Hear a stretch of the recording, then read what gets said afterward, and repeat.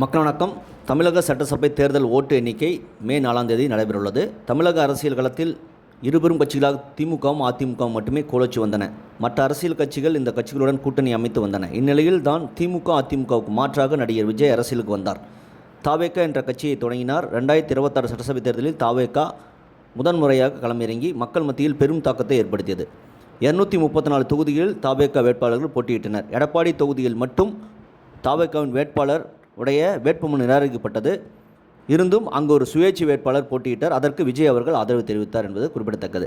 இந்நிலையில் தமிழக சட்டசபை தேர்தல் முடிவுகள் எப்படி இருக்கும் என்பது குறித்து தேர்தலுக்கு பிந்தைய கருத்து கணிப்புகள் நேற்று முன்தினம் ஏப்ரல் 29ஆம் தேதி மாலை வெளியானது.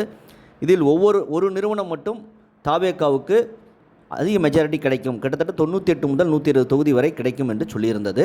அதேபோல் சில கருத்து கணிப்புகள் தாவேகா இரட்டை இலக்கத்தில் வெற்றி பெறும் என்பது மட்டும் கூறியிருந்தது குறிப்பிடத்தக்கது. இந்நிலையில் தாவேகா வேட்பாளர்கள் மற்றும் முக்கிய நிர்வாகிகளை சென்னை வரும்படி விஜய் அவர்கள் நேற்று ஏப்ரல் 30ஆம் தேதி அழைத்திருக்கிறார் பனையூர் அலுவலகத்துக்கு.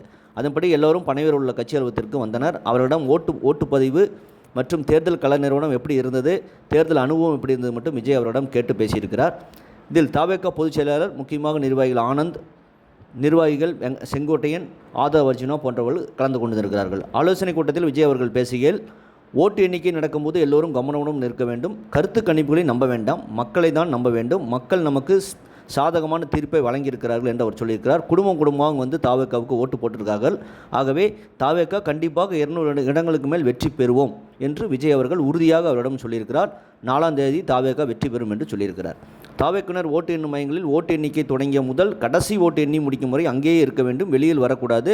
ஓட்டு எண்ணிக்கையில் சந்தேகம் இருந்தால் அதை அதிகாரிகள் கவனத்துக்கு கொண்டு செல்ல வேண்டும். எல்லோரும் நம்பிக்கையுடன் இருங்கள். நாம் ஆட்சி அமைப்பது உறுதி. வெற்றி பெற்று வேட்பாளர்கள் பனையூருக்கு வர வேண்டும்.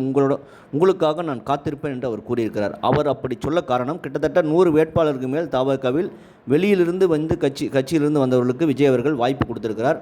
ஒருவேளை எந்த கட்சிக்கு மெஜாரிட்டி கிடைக்காமல் போனால் இந்த வேட்பாளர்கள் மாற்றுக் கட்சிக்கு போய்விடக்கூடாது என்ற கருத்தில் தான் விஜய் அப்படி சொல்லியிருக்கிறார்.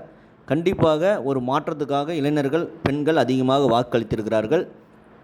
கண்டிப்பாக திமுக தோற்க வேண்டும் என்பதுதான் மக்கள் பெருவாரியாக நினைக்கிறார்கள்.